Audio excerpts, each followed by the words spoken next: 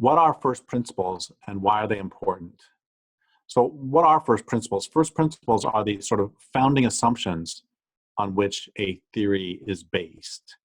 And there are many ways this is really important. One of them is that I've mentioned often in my books that unquestioned assumptions are the real authorities of any culture. Another way to put all this is that if you slide your premises by people, you've got them. And I've said for years that, for example, you hear some talking head on the TV say, how can we make the US economy grow? Well, there are some assumptions there. One of them is that we want the US economy to grow. The second is we want the US economy to exist. And the third is, who the hell's we? So it was said of Hitler, this is really important because it was said of Hitler that from insane premise to monstrous conclusion, Hitler was coldly, icily logical. So once he slid the idea that it's like, how can we solve the Jewish problem? Well, that's a good question, Adolf. How can we solve it? But what he's done is he's slipped past you the idea that there is a Jewish problem that has to be solved, which of course is just the insane premise that leads to the monstrous conclusion. And so it can be really important to try to unpack what are the first principles of any discussion, because you'll find often that if you're getting gaslighted, or if you're just getting confused, it can be very helpful to return to first principles. I want to sort of step back from this for a second and talk about really my earlier experiences with first principles. I first became very, very familiar with them when I was in college. And part of the reason was that I have always had, one of my intellectual strengths is not rote memory. I've always had not the best rote memory. I have a pretty good associative memory where if I can find associations between things, I can remember this thing, which moves me to this thing, which moves me to this thing. But if I don't understand the relationships between them, I have a very, very bad rote memory, which is why I barely got C's in organic chemistry, geology, mineralogy, why I would have done just as bad in anatomy, why I would have done just as bad in zoology, botany. I just can't, like mineralogy, I couldn't remember, like, what is the difference between these two minerals? I can't, if I understood the relation between them, then I could get it, but without it, I can't. And so this happened in physics and other places too, where I would, what I found quite often is if I had formula to memorize for various tests I had to take in college, sure, I would try to memorize the formula, but what I found when I got to the test is that I would have forgotten it. And so what I always ended up doing is returning to first principles and rederiving the formula. So I could go back to the beginnings of our understanding of it, and then I could move forward to get to this formula. It was much more effective for me than simply memorizing them. And I know people are the opposite, that they can memorize formula like that, and that's great for them. But my point is that, so one of the things I really learned in college is a rigor I had to learn because I was not very good at the straight memory thing, that I learned sort of a rigor on going back to first principles and then building up again from there. And that training has stood me well since, in terms of, I mean, this is really important in all of my work, that if we talk, I mean, here's another direction to go, is that my friend John Osborne has always said that a lot of environmentalists begin by wanting to protect a specific piece of ground. They end up questioning the foundations of Western civilization. How does that happen? Because they ask the question, so why is this land being destroyed? Why are we having to defend this land from being destroyed? And the answer is because it makes money to destroy this land. And then they ask the question, so why is land being destroyed everywhere? And the answer is because it makes money, usually. And then they ask, so has every economic system destroyed the land? Like, no. And then the question comes, why would you develop an economic system that destroys the land? And then you ask the question, when did this develop? And that takes you back to the roots of Western civilization. So my point is, we can try starting at first principles, and we can also start at the present and make our way back to first principles. And so this happens, a lot of women do this too. that they will say, so why do men beat up on women? Or why do men rape women? Or no, it might start with, why did I get beaten? Why did my boyfriend who said he loved me beat me up? Why did my boyfriend who said he loved me rape me? And then they can start asking, well, so does this happen to other women? And then they can start asking, what are the implications of men beating on women? And they can start asking, has every culture had men beaten on women? And then they can move it back through time. They can say, what are the roots of this? Where did this come from? And they can get to the first principles of sort of patriarchy's violation imperative, the belief that what men think is more important than what physical reality is. They can get back to those principles. And for me, at least, it's really, really important to try to get back to first principles as often as possible. And a great example of this is sort of bright green environmentalism, where they're asking, so how do we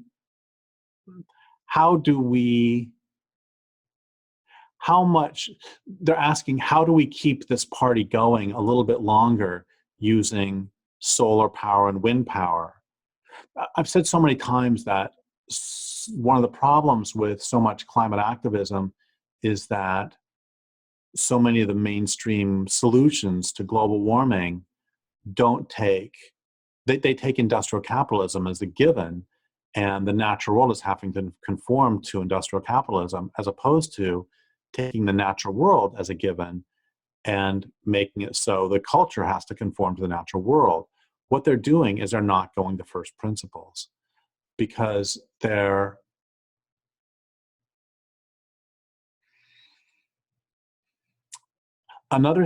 this is just another way to say they're asking the wrong question. They're asking how can we keep this party going longer? They're not asking, do we want this party to go on longer? They're not asking, what are the effects on the world of this party going on longer? They're not getting back to first principles. And I know that it helps me a lot. In many ways, the way I've talked about the way my book Cultural Make-Believe developed was that I was asked to do a 5-page introduction to an encyclopedia of hate groups. I was like, okay, great, I can do that. And then my first question was, what's a hate group?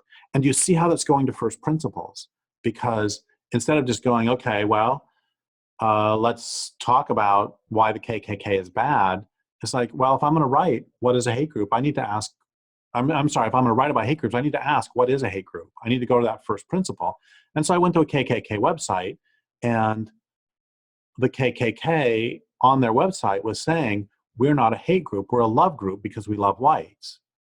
Well, so that leads me to I have a choice. Either A, the KKK is not in fact a hate group, or B, we can't trust rhetoric. If you can't trust rhetoric, what can you trust? And this is yet another way of getting at that same question of trying to get to first principles, that rhetoric is not the first principle ever. There's always something beneath that rhetoric. And I know we've been hammering this issue a lot lately, but it's just come up again that there was a midwives association that is arguing that women don't get pregnant, that people get pregnant. And they were, at one point, I commented on their page that there has never been a single male human being who has given birth. And I was told to remove that comment because the comment was transphobic. And then the comment was deleted and I was banned. And when we talk about trans issues is a great example. And it doesn't matter what we're talking about, that a male who I try to be precise when I talk about things as much as possible, and try to be as clear as possible, and try to use the accurate words, that a male who identifies as transgender is not actually a woman. A male who identifies as transgender is a male who identifies as transgender. And if that male has surgery, that male does not have a vagina. If the male has what they call bottom surgery, the male has had his penis removed and had his scrotum removed, and a simulation of a vagina has been created. And the simulation of a thing is not a thing. And this is not, in this moment, I'm not being pejorative, I'm not being judgmental, I'm simply stating that in order to discuss, in order to move to rhetoric, we first have to understand what the facts are. And that's first principles. And it's the same no matter what issue we're talking about. If we're talking about are solar panels good for the planet, then we have to ask, okay, what is a solar panel? What materials are it made of? Where did those materials come from? What were the environmental costs associated with the extraction of those materials, the fabrication of the solar panel, and the use of the solar panel, and the transportation and then use of the solar panel? We need to get the first principles on all that. And we need to ask, are we asking, is a solar panel better for the world than no solar panel? Is a solar panel better for the world than burning oil? Those are completely different questions, and those can have completely different answers. And so when I talk about moving the first principles, one of the things I'm talking about is attempting to be really clear. Here's another example, that one of the premises of Endgame, and one of the things I'm known for talking about, is how there are no rich people in the world, there are no poor people. There are people who have lots of pieces of paper that we all presume have value, or lots of little ones and zeros on hard drives at banks that presume they have money, but they don't actually have money. Yes, this money manifests, this money manifests as social power, but what we don't have rich people and poor people. We have people and we have people, and we have a social agreement that these people have more power than these people because these people have money. And I'm not saying that, there actually is no difference between the poor and the rich in that sense. There is a very real difference made of this, but we have to recognize that this difference is a social. I was like, okay, so I got a friend, and he's a really good guy. I like him a lot. And he loves talking about the gold standard. And I keep asking him, why is gold more valuable? He says that gold has inherent value. He and I agree that cash, currency, has no inherent value. You and I agree that a $20 bill is worth whatever you can buy for a $20 bill, but it has no essential inherent value. He and I agree on that. But then he argues that gold has inherent value. And I keep arguing, no, gold has no inherent value. Beans have inherent value. Because I can eat a bean. But gold, the only value is that you and I agree that it's worth, 1,200 of those dollars, or whatever it is that it's worth. And so what I'm getting at is, it is really easy for us to get confused as to what is real. And this culture continually attempts to confuse us to what is real. And there are those who argue that all language is inherently misleading and alienating because the words are not the things themselves. And I think that they have taken an idea and gotten confused about it. Because yes, saying the word sex is not like having sex. And fortunately, saying the word shot is not like getting shot. And the words are not the things themselves. And I've said this before, and I've written this before, but that's because we forget the purpose of words, that I understood the purpose of words one day in my 20s when I was driving down the interstate. I pulled onto an off-ramp, and at the end of the off-ramp was a stop sign. And I suddenly understand the purpose of words, because the purpose of words is not to be the thing itself. The stop sign doesn't stop the car. The stop sign tells me to stop the car. And the purpose of words are to help us remember experience and to help lead us toward experience. But the problem is that words can be used to confuse us and can be used to take us away from experience too. And this is why getting back to first principles is so important, that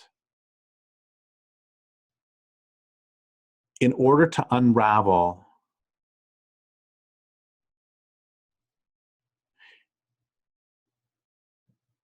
R.D. Laing talked about the 3 rules of a dysfunctional family. Rule A is don't. Rule A1 is rule A does not exist, and rule A2 is never discuss the existence or non-existence of rules A, A1, or A2. So what this means within the context of an abusive family is you can talk about anything you want except for the violence you have to pretend isn't happening. And now first principles, getting to first principles would say, let's not talk about why father beat daughter. Let's not talk about the things that led up to it. What is really important, let's just talk about what actually happened, that father struck daughter. And let's build up from there.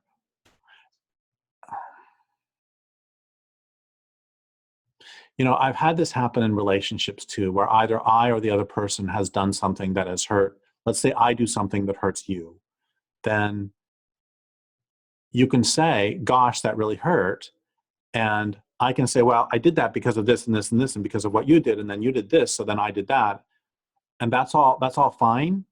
But in the context of a personal relationship too, I found even there it really helps to go to first principles and say, okay, nothing else matters. What matters is that I did this, and that is what hurt you. And that's where we have to start. We can have that discussion, and then after we understand first principles, then we can move to second principles. Here's why I did what I did. I was snappy because I'm in a lot of pain from Crohn's disease today. But that's not a first principle, that's a second principle. And the reason I'm jumping all over with this is because I think it's an incredibly important thing to do on every level, from the interpersonal to the most global and ecological, that it's much harder to gaslight someone or to mind fuck them when they are, it's much harder to get gaslighted when you are able to consistently move back to first principles. And perhaps if appropriate, we can do another video another time about what are some first principles in some various discussions. I mean, here's another great example, is that Weyerhaeuser calls itself the tree growing company. It's like, great, is Weyerhaeuser the tree growing company? But what are the first principles? The first principles are they cut down trees and sell them. And then they put new trees in their place, but they've cut down mature forests and put in little baby trees, which may or may not reforest, etc. So my point with all this is, you know, I'm thinking also about how so many Indigenous people have said to me that the first and most important thing that we have to do is to decolonize our hearts and minds. And part of that, they've said to me, is remembering your loyalty, changing your loyalty away from the culture and back to your community, back to the real world. And for me, the way I put it then myself too, is it's an attempt to move past all of the training and again, get back to first principles. And, you know, yet another way that I talk about this is that in the 1980s was the first time really that the corporate press called human beings consumers more often than it called them citizens. And that's a dramatic transformation, because if they can convince you, or if they can get you to convince yourself that you're a consumer, not a citizen, your options for resistance are removed down to consuming and not consuming. As opposed to, if you're a citizen, you consume, not consume, boycott, organize, leaflet, pamphlet, and revolt. But there's another transformation too that took place several thousand years ago, where we were converted into citizens from being human animals who need habitat and who have teeth and claws. And if they can convince you that you are a citizen of a state where the state's supposed to take care of you, then once again, your means of resistance have diminished. And there's one more direction I want to go with this, which is, I've talked about this before too. And one of the reasons this is so important is because this culture has been overrun by postmodernism, which is just a pox on critical thinking and a pox on everything it touches.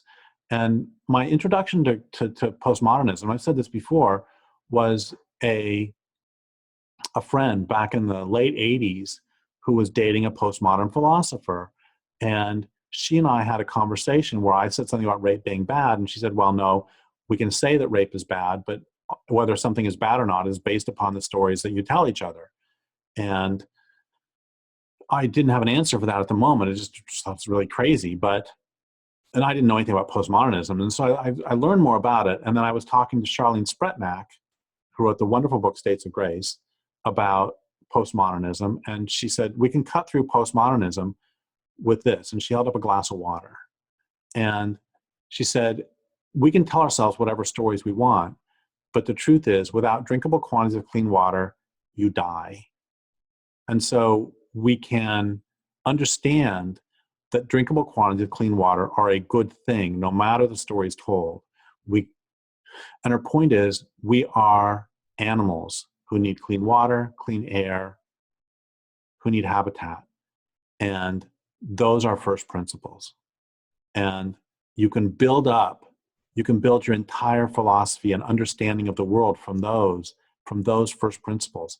And you will have an entirely different philosophy and worldview than if the first principles upon which your philosophy is built are that every story is just as equally valid as every other story.